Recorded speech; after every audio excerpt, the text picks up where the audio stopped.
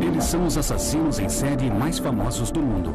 Foi o maior número de mortes atribuído a um único assassino em série na história norte-americana. O problema é que garotos americanos estavam matando garotas americanas. Mas o que os levou a cometer seus crimes hediondos? As vítimas haviam sido abertas e seus órgãos haviam sido removidos. Foi a natureza? O pai dela cometia abuso sexual. Ele foi o homem mais demente que conheci na vida. Ou foi algo cultivado? O pai, então, quebrou os dedos da mãe, um por um, na frente dos filhos.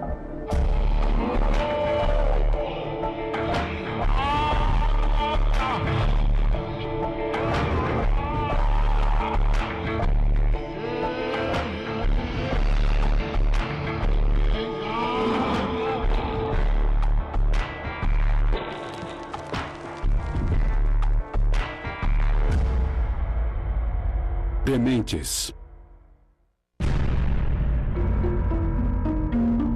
Ted Bundy deu um fim brutal à vida de lindas e talentosas norte-americanas. Era como se ele estivesse em uma missão. O policial disse: temos 2 mortas e 2 morrendo. Um assassino carismático que enganou até seus amigos íntimos. Bom, eu estive com provavelmente um dos homens mais perigosos e nunca soube disso. E fez o que quis diante da lei. Ele era um predador e planejava tudo como se fosse uma ação militar. Ele se tornou um dos piores assassinos em série da história dos Estados Unidos. Mas será que Ted Bundy nasceu para matar?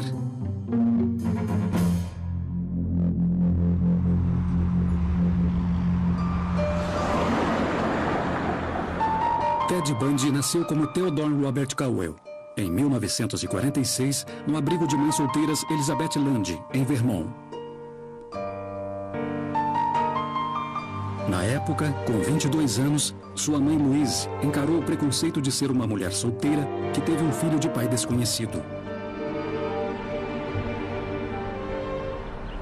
Para proteger Louise, os pais dela acharam que era melhor mentir sobre os 3 meses que ela passou no abrigo para mães solteiras em Vermont. Então, ele foi criado acreditando que seus avós eram seus pais e a mãe, sua irmã mais velha. E na vida dele isso deve ter sido muito confuso, ele não sabia quem era.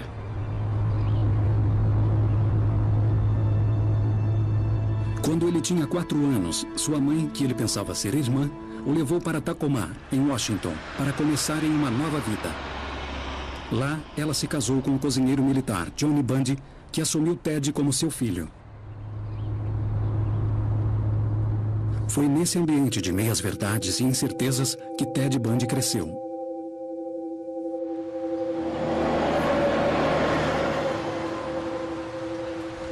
No secundário, ele ficava no meio de pessoas influentes, mas ele não era uma delas. Sabemos que caçoavam dele. Ele era estudioso e, mesmo não sendo uma criança feia, nunca se encaixou. Sua personalidade, eu acho que posso dizer isso. A personalidade dele era tímida. Ele tinha medo de arriscar, provavelmente com medo de demonstrar o que pensava. Na adolescência, Bundy finalmente descobriu a verdade a respeito de seus pais. Tudo o que haviam dito para ele e o que ele acreditava era mentira. Nessas circunstâncias, seria natural que ele suspeitasse, seria natural que ele encontrasse dificuldade para criar laços com as pessoas que mentiram para ele. O jovem Bundy começou a ter problemas com a justiça, cometendo pequenos delitos e tendo dificuldade em manter um emprego. Mas em 1966, ele se matriculou na Universidade de Washington, em Seattle, e de repente pareceu desabrochar. Ele era considerado charmoso, era considerado bem vestido, era considerado educado. E naquela época, era essa a única coisa que as pessoas prestavam atenção de verdade. Ted era popular. Na Universidade de Washington, Seus professores o consideravam brilhante.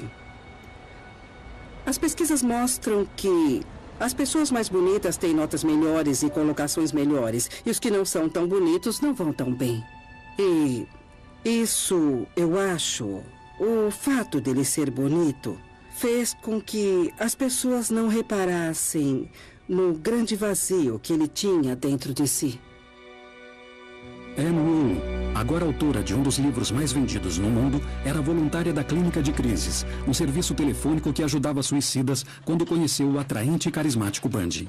Ted e eu trabalhávamos em equipe. Ted era ótimo ao telefone. Ele parecia ser carinhoso, ele se interessava pelas pessoas. E eu ainda posso imaginá-lo sentado à mesa com o telefone em mãos. E muitas vezes salvamos vidas, o que parece irônico para mim agora. Mas eu conheci um Ted doce, que me acompanhava até o carro às 2 da manhã, quando acabava o meu turno, e dizia: Anne, por favor, tranque as portas, não quero que nada de ruim aconteça com você na volta para casa.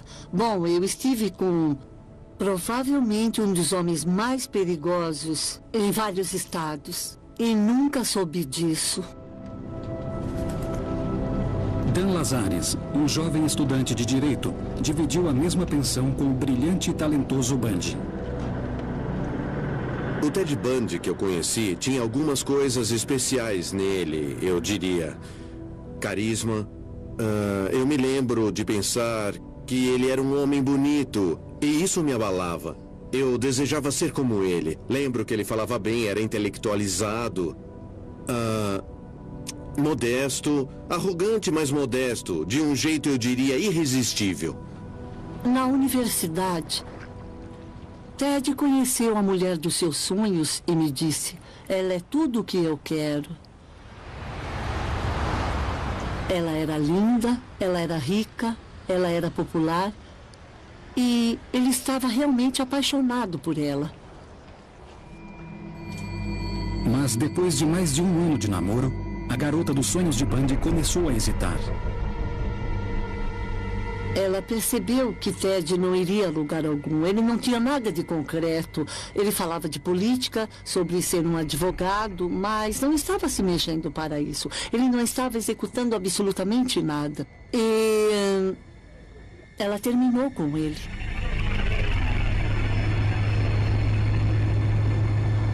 E isso o deixou arrasado. Esse foi o estupim, sempre achei isso. Bundy não aceitou bem a rejeição e começou a procurar um jeito de conquistá-la novamente. Bundy se jogou no mundo de leis e política, adquirindo reputação como uma estrela em ascensão no Partido Republicano. O tempo todo ele se recusava a desistir da garota dos seus sonhos. No começo de 1974, o bem-sucedido Bundy conseguiu reconquistá-la tão completamente que eles começaram a falar em casamento. Depois, inesperadamente, ele cortou qualquer tipo de contato com ela.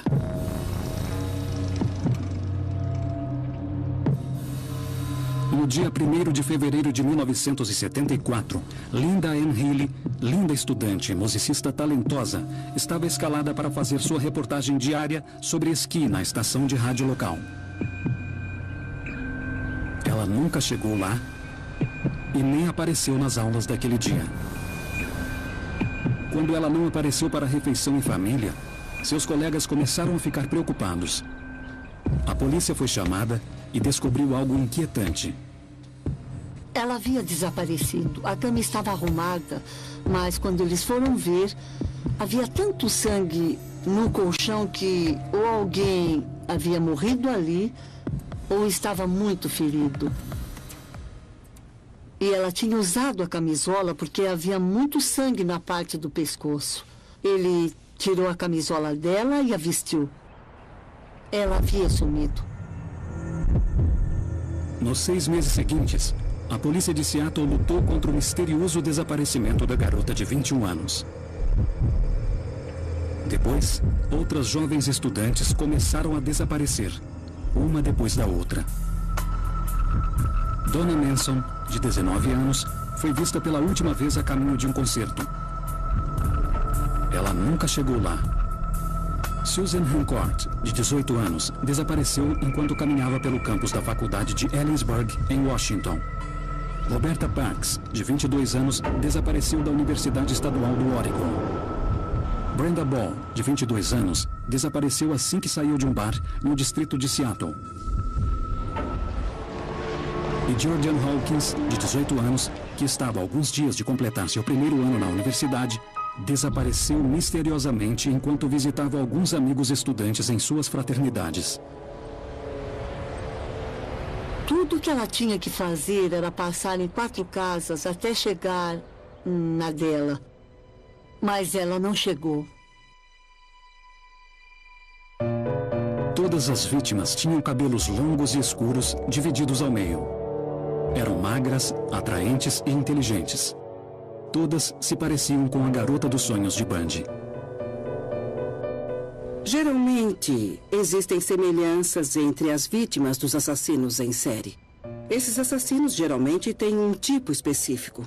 Era como se o Bundy estivesse se vingando dessa mulher em particular, dessa classe em particular, desse tipo particular de mulher.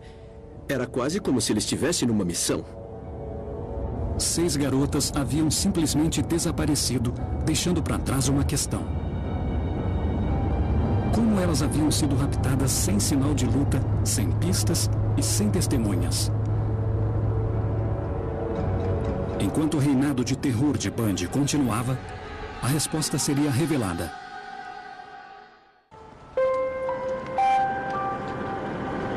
Em 1974. Num estado próximo a Washington, 6 jovens inteligentes e atraentes haviam sido raptadas pelo assassino em série Ted Bundy. Elas simplesmente haviam desaparecido, deixando as autoridades confusas e sem nenhum suspeito. Como Bundy raptava suas vítimas sem ser visto e sem enfrentar resistência? Ele sabia que teria que criar um jeito de chegar às vítimas. Mas como é que ele seria capaz de convencer as mulheres a entrarem com ele no carro e irem para outro lugar, quando elas deveriam estar socializando com os seus amigos?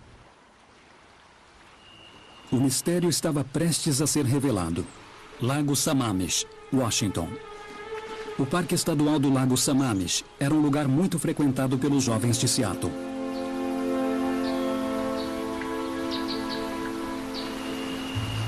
No dia 14 de julho de 1974, a adolescente Dawn Saunders estava indo para lá, junto com outras garotas. Bom, era uma tarde bonita e ensolarada. Nós gostávamos de ir até o parque sempre que possível. E minha amiga e eu éramos típicas garotas de 14 15 anos. Íamos até o parque para ver quem estava lá e que tipo de confusão poderíamos armar.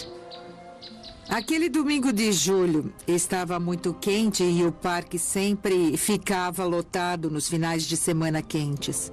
Os carros faziam fila para tentar estacionar e é um parque bem grande, é um dos mais agitados do estado. Uma amiga nossa foi abordada por um rapaz com gesso no braço. Ele pediu para que ela o ajudasse a pegar alguma coisa que estava no teto do seu carro. A garota foi uma das muitas a serem abordadas por um homem que parecia estar com o braço quebrado. Ela tinha 17 anos, linda, cabelos castanhos na altura dos ombros, olhos castanhos. Ela não foi a lugar algum com ele, não aconteceu nada. O homem era Bundy, utilizando um gesso falso. Testemunhas viram a mesma abordagem sendo feita a uma mulher bonita de 23 anos. A Janice estava sentada numa toalha sozinha e um homem bonito veio até ela pedindo para que ela o ajudasse a tirar a canoa do carro. E ele disse, está ali no estacionamento. Ela disse, tudo bem, e foi com ele.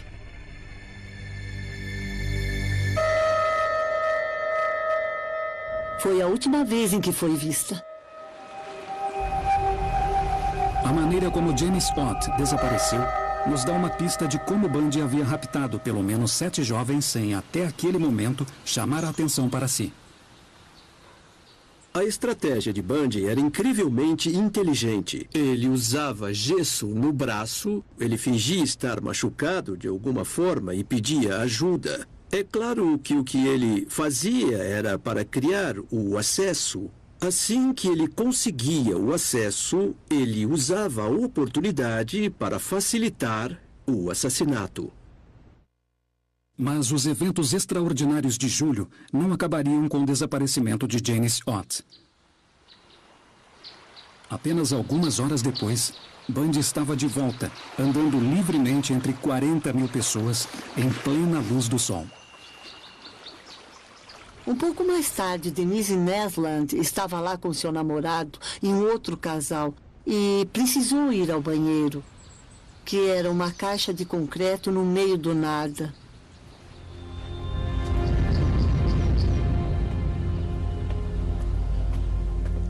Ela foi e nunca mais voltou. Bundy raptou 2 jovens no mesmo local, no mesmo dia, em plena luz do sol. O ganho psicológico do primeiro assassinato não foi suficiente para ele. Ele precisava de mais. Os assassinatos em série começam com uma fantasia. A fantasia vai se aprimorando com o tempo. Então, uma àquela altura já não era suficiente. A fantasia exigia que 2 seriam necessárias. Usando helicópteros e cachorros, a polícia começa uma busca pela área do Parque do Lago Sammamish, com mais de 160 hectares. Nenhum rastro das garotas foi encontrado. Elas tinham simplesmente desaparecido. Eu me lembro do namorado dela no parque aquele dia. Lembro que ele ficou lá durante as buscas, encostado em seu carro, chorando e com medo de ter acontecido o pior. Mas a audácia de Bundy o traiu. O parque estava cheio naquele dia que foi fácil para eles analisarem alguns perfis até chegar a uma pessoa. E essa pessoa era o Ted. As pessoas no parque viram Ted se apresentando a Janice Ott e a viram saindo com ele. Naquela semana, eles tinham um retrato falado do suspeito e que acabou sendo Ted Bundy.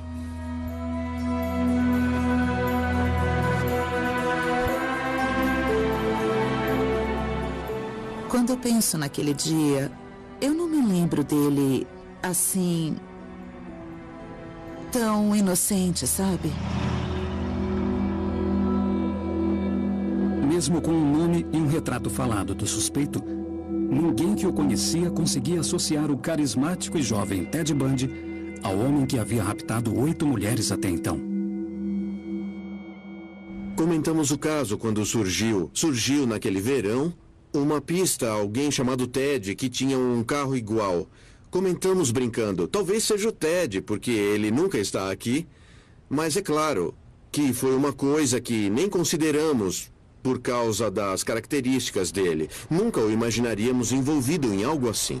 Se os assassinos em série viessem com avisos na testa, poderíamos evitá-los. Infelizmente, os assassinos em série são charmosos e sedutores. Então, podemos imaginar os assassinos em série como atores de cinema, porque, na verdade, eles tratam a maldade como uma coisa banal. No meio de setembro de 1974, Bundy havia partido. Ele fora para Salt Lake City para estudar direito na Universidade de Utah. Ele foi para Utah e as garotas começaram a desaparecer nos subúrbios daquela região da mesma maneira que as garotas haviam desaparecido em Washington. Nos 3 meses seguintes, 4 garotas foram encontradas estupradas e mortas. Bundy parecia incansável. Ele planejava tudo como se fosse uma ação militar. Toda vez que planejava um assassinato, havia procedimentos a seguir. Ele tinha ferramentas que levava com ele. Deixava tudo preparado. Ele pensava bem nessas coisas. Ele se saiu muito bem para escapar e evitar a prisão e evitar a polícia também. Ele era um predador. Mas em novembro de 1974, Bundy cometeu seu primeiro grande erro. Ele tentou raptar uma jovem chamada Carol DaRonch, em Salt Lake City. Ele alegou que era policial, que haviam tentado roubar o carro dela. E como não conseguiram sair pela porta dos fundos do shopping onde ele disse haver uma delegacia, ele a levou até o seu Volkswagen e tentou fugir com ela. Ela percebeu que havia alguma coisa errada quando ele tentou algemá-la, então pulou do carro em movimento e fugiu.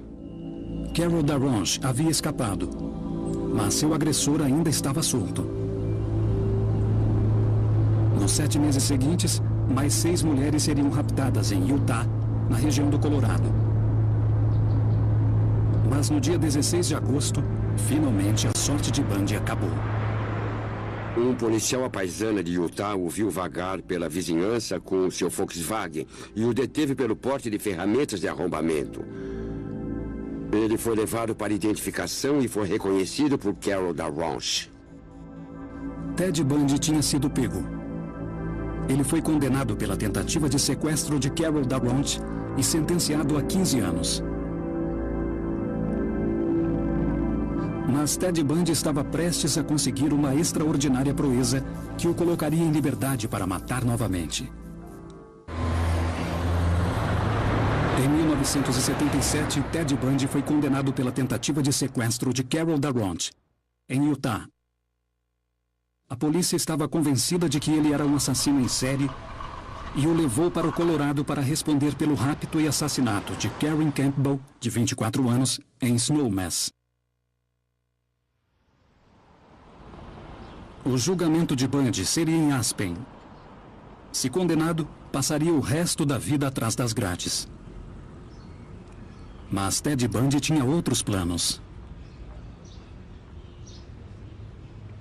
Ele pediu ao tribunal permissão para ser seu próprio defensor e para isso requereu acesso a lugares fora da cadeia. Ele precisava ter acesso à biblioteca e a lugares que não eram tão seguros quanto seria sua cela. No dia 7 de junho de 1977, durante um recesso no caso, Bundy pediu permissão para acessar material de pesquisa. Ele era seu próprio advogado. Ele estava trabalhando na biblioteca dentro do tribunal, pulou a janela e saiu. Bundy foi mais esperto que a polícia e estava livre. Ele se misturou na multidão das ruas agitadas de Aspen e foi para a região das montanhas. Bundy pode ter interpretado isso como a habilidade de superar o sistema de justiça criminal. Ele se enxergava mais esperto do que os policiais, do que os detetives, que permitiram seu acesso à biblioteca para que pudesse pesquisar sobre a sua própria defesa.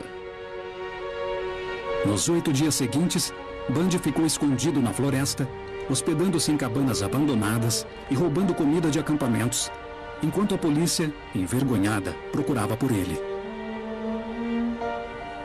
Existe um lado muito egocêntrico nos assassinos em série. Eles se enxergam como os mais espertos, os mais talentosos, os mais inteligentes, porque acham que o mundo todo gira em torno deles. Depois de alguns dias na floresta, Bundy audaciosamente voltou para Aspen e roubou um carro. Mas sua sorte estava prestes a terminar. Havia uma barreira policial e eles avistaram. Então, quando ele fez meia volta, foram atrás dele. Ele foi perseguido e levado de volta à cadeia. Bundy voltou para a prisão do condado de Garfield, em Glenwood Springs, no Colorado. A segurança foi reforçada e as autoridades estavam confiantes de que o prisioneiro não escaparia. Porém, de novo, Bundy tinha outros planos. Ele sempre pensava em fugir. Tínhamos que ter isso em mente lidando com ele. No dia 30 de dezembro de 1977, Ted Bundy agiu. Ele tinha emagrecido e conseguiu empurrar a luminária do teto para o lado, passar para o forro e ir pelo forro até um armário dentro da sala dos carcereiros, de onde ele desceu e fugiu. Quando os carcereiros descobriram que ele havia sumido, Bundy já estava a quilômetros de distância, em Chicago. Depois de passar o ano novo num bar em Ann Arbor, Michigan, Bundy pegou um ônibus para Tallahassee, na Flórida. Com uma nova identidade, ele alugou um quarto em Oaks, no coração da área estudantil da Universidade Estadual da Flórida. Depois de 18 meses de prisão, o plano tinha dado certo. Ele enganara a polícia e finalmente estava livre. Mas, para Ted Bundy, isso não era suficiente. Assassinos em série adoram ficar bem no centro de todo o drama que se desenvolve ao redor deles. Quando Bundy mudou para a Flórida, ele não tinha mais o prestígio que havia conquistado na mídia impressa e televisionada em Utah, no Colorado ou em Washington. Ele não era ninguém ali, ele era um qualquer. E isso era a última coisa que Bundy queria. Então, ele precisava fazer alguma coisa para conseguir a atenção que desejava e exerceu sua pior forma de poder sobre a cultura que ele abominava. Nas primeiras horas do dia 14 de janeiro de 1978, uma semana depois de chegar em Tallahassee, Ted Bundy atacou novamente. Lá pelas 3 da manhã, uma jovem chamada Nita Neary voltou para sua fraternidade. Ela chegou no andar de baixo e viu um homem saindo da casa com o que parecia ser um pedaço de pau na mão. Ela foi ao andar de cima e acordou a presidente da fraternidade. Quando Karen Chandler saiu de seu quarto, perguntaram se ela tinha visto alguma coisa e perceberam que Karen estava sangrando. Jim Sewell era sargento e assistente do chefe da polícia quando seu telefone tocou naquela noite. E o policial disse: "Temos 2 mortas e 2 morrendo." Sewell foi o primeiro a chegar à cena do crime. Quando eu cheguei, subi ao andar de cima e fui até o quarto de Margaret. Margaret Bowman havia sido estrangulada e estava morta, segundo nossos policiais. Um fio de nylon estava amarrado no pescoço de Margaret Bowman. Ela havia levado uma pancada tão forte que seu crânio estava quebrado. Tinha tudo o que se pode imaginar uma vítima, tudo o que se pode ver. Do outro lado do corredor, outra vítima foi descoberta. Lisa Live também havia levado uma pancada e parecia ter sido estrangulada. Lisa Live, de 20 anos, estava morta em sua cama, de lado, coberta até os ombros. Ela havia sido estuprada com um objeto num ataque selvagem.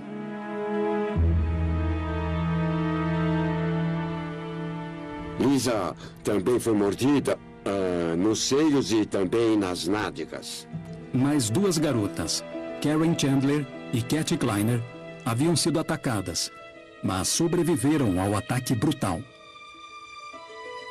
Todos os sentimentos reprimidos explodiram num grande frenesi dentro daquela casa. Foi uma explosão. O assassino em série não tem limites. Então é como apertar um botão para ele ficar não só bravo, mas furioso, ao ponto de, quando você vê a violência dos crimes dele, Você fica espantado. Você pensa, como é que uma pessoa tão gentil pode fazer coisas tão horrendas com outra pessoa, com outro ser humano? Fazia apenas 2 semanas que Bundy tinha fugido do Colorado.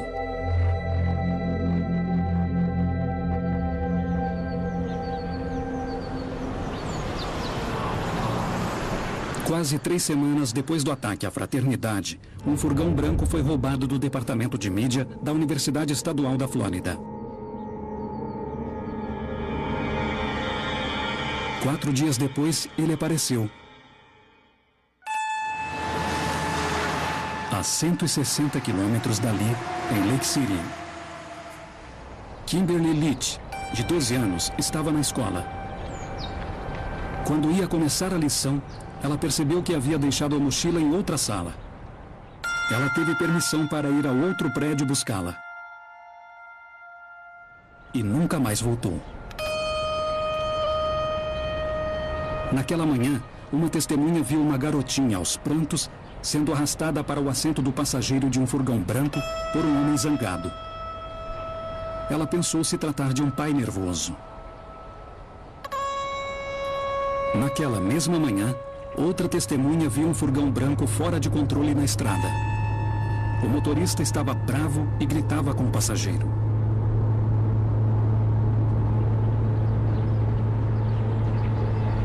Dias depois, o furgão branco que havia sido roubado da universidade foi encontrado.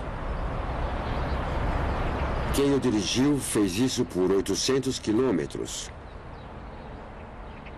E nós encontramos sinais de ferimentos lá dentro. Havia restos de galhos e folhas.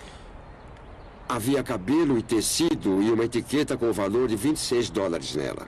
Achamos que ele foi até a loja de esportes de Green Acres e comprou uma faca grande, uma faca de caçador. E acreditamos que ele a usou para matar a Kimberly. Isso aconteceu 2 meses antes da polícia encontrar o corpo de Kimberly, de 12 anos, jogado num chiqueiro abandonado na floresta, a 40 quilômetros da casa dela. À 1h30 da manhã, no dia 15 de fevereiro, em Pensacola, Flórida, um homem foi visto em seu carro, agindo de maneira suspeita. Um indivíduo dirigindo um Volkswagen estava vagando atrás de algumas lojas em Pensacola. Ele foi observado por um policial de Pensacola que tentou abordá-lo. O homem correu para o carro, acelerou e o policial o perseguiu. Houve uma perseguição. Um tiro foi disparado, mas não atingiu ninguém. E então ele foi preso. Primeiro ele nos disse que seu nome era Ken Misner. Depois ele nos disse que seu nome era Theodore Robert Bundy. Os que conheciam o carismático Ted ficaram chocados. Quando o Ted Bundy foi preso, eu fiquei completamente pasmo. Eu me lembro do meu estômago ardendo. Ted Bundy estava preso novamente. Mas sua captura era apenas o início de um extraordinário processo de 11 anos. 1979, Flórida. Ted Bundy raptou e matou dezenas de mulheres em 5 diferentes estados e escapou 2 vezes da prisão. Desta vez, ele vai a julgamento.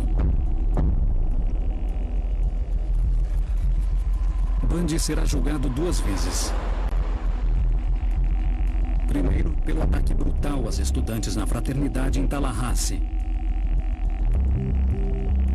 Depois, pelo sequestro e assassinato de Kimberly Leach, de 12 anos, em Lake City. Miami, Flórida. No dia 25 de junho, Ted Bundy deu seu depoimento. Please state your full name for the record. Theodore Robert Bundy. O ex-estudante de direito foi contra o conselho de seu advogado e decidiu se defender sozinho. Os assassinos em série adoram estar no centro das atenções. Defender-se permitia que ele chamasse muita atenção para si mesmo. E Bundy, é claro, tinha a fantasia que era um ótimo estudante de direito e que poderia ter sido um ótimo advogado. Isso tudo faz parte do fato de que os assassinos em série operam de maneira superficial. Eles não têm a profundidade de se conectar aos estudos. É tudo superficial, é tudo atuação, é tudo uma fantasia, mas entrando na fantasia de defender a si mesmo, ele está no centro de tudo. You say you knew Theodore Robert Bundy on August 16, 1975? Around that time. O que precisa se provar num caso criminal nos Estados Unidos é que o réu é culpado sem qualquer tipo de dúvida. Ele achou que poderia gerar uma dúvida e que não seria condenado. Ele estava muito seguro do que fazia. Fez perguntas muito boas, mas não aprendeu a primeira lição da faculdade de Direito. E a primeira lição é: nunca defenda a si mesmo. Defendendo a si mesmo, Bundy escolheu interrogar testemunhas e vítimas vulneráveis, o que denegriu sua imagem perante os olhos do júri. No mundo litigante do tribunal, a falta de conhecimento dele, sua incapacidade de se defender porque ele é culpado, vai ficar bem evidente. Então, esse foi um dos grandes erros de cálculo, para mim, que o Bundy fez. Don't shake your finger at me, young man. Don't shake your finger at me, young man. Durante o julgamento, duas coisas decidiram seu destino. Carol Darronch identificou Bundy como o homem que havia tentado sequestrá-la no shopping, em Utah. Além disso, havia as marcas das mordidas no corpo de Lisa Levy. Anne Rule foi ao julgamento. Ela achava difícil de acreditar que o amigo que trabalhou ao seu lado numa linha telefônica que ajudava suicidas pudesse ser um assassino selvagem. A testemunha da tarde foi o Dr. Richard Sovereign, que é um dentista forense. Ele testemunhou que Ted havia mordido duas garotas da fraternidade e deixado marcas de dentes nos seios e nádegas de uma das mortas. Nossos dentes são quase como nossas impressões digitais. E o Dr. Sovereign mostrou as marcas e explicou que eram compatíveis com os dentes de Ted. Ele tinha dentes peculiares. E ele disse que não tinha dúvida de que Ted Bundy tinha mordido a garota antes ou depois de matá-la. O julgamento tinha acabado e Ted estava saindo da sala e estava algemado. E ele estava carregando suas pastas como sempre. E ele olhou para mim e fez: "Não fui eu. Eu não sou o culpado disso, não sou. Mas eu sabia que tinha sido ele. Eu fui até o fim do corredor e vomitei, porque precisava aceitar aquilo." Theodore Robert Bundy foi julgado culpado sem vestígio de dúvida. Ted Bundy's fate is now in the hands of Judge Edward Cowart. The judge will announce this afternoon whether he will send the former law student to the electric chair. Yesterday, the jury heard Bundy's mother ask that her son be spared, but the state reminded the jury of the victims. How nice it would have been if Lisa Levy and Margaret Bowman's mother could have been there on the morning of January the 15th of 1978 and asked for mercy for them. Bundy foi sentenciado à morte na cadeira elétrica. Mas a condenação seria o começo de anos de planos e apelos de Bundy, que se tornaria uma celebridade do corredor da morte. Quando falava com você, o rosto dele ficava impassível, mas dava para sentir que era tudo um grande jogo que ele fazia. A polícia tinha listas de garotas desaparecidas e suas famílias queriam informações. Mas Bundy continuava jurando inocência. O assassino em série não quer nada além de poder demonstrar que ele é a peça mais importante daquele jogo. E ele pode irritá-los, pode também deixá-los pensar que vão fazê-lo confessar os seus crimes. Mas o tempo todo ele tem total controle do seu mundo. E é basicamente isso que ele quer, total controle do seu mundo.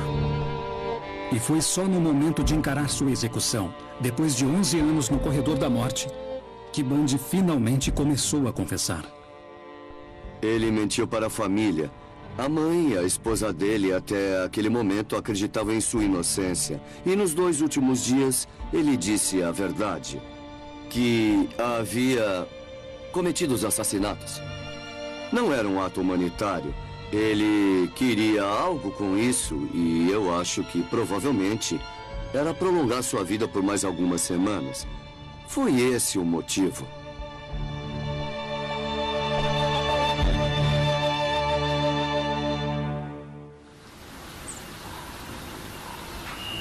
Há poucos dias da execução, Ted Bundy começou a assumir pelo menos 36 assassinatos de jovens em todo o país.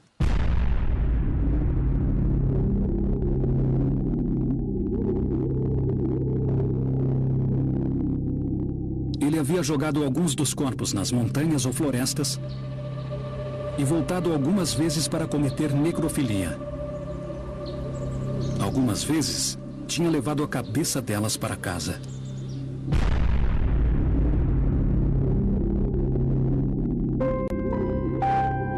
Ted Bundy foi executado na cadeira elétrica em 24 de janeiro de 1989. Mas esse assassino de inocentes mulheres era cruel por natureza ou por sua criação? Será que ficou transtornado pela mentira que viveu na infância? Foi a rejeição que sofreu da garota de seus sonhos que motivou seus crimes? Ou Ted Bundy simplesmente nasceu para matar? Eu nunca quis acreditar numa semente ruim que uma criança já está condenada desde que nasce. Mas, se uma criança com tendência à violência é criada num lar abusivo, é a oportunidade perfeita de surgir um sádico e sociopata. Ele não era louco. Ele não era louco. Ele sabia o que estava fazendo e escondeu as evidências, mas ele estava viciado.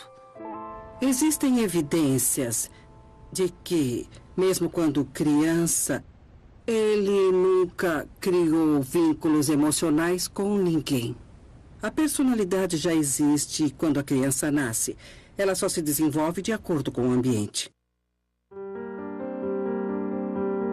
Ele nasceu para matar? Deve haver alguma coisa na genética de uma criança que diz tudo o que você precisa é do ambiente certo e assim poderá iniciar seu destino.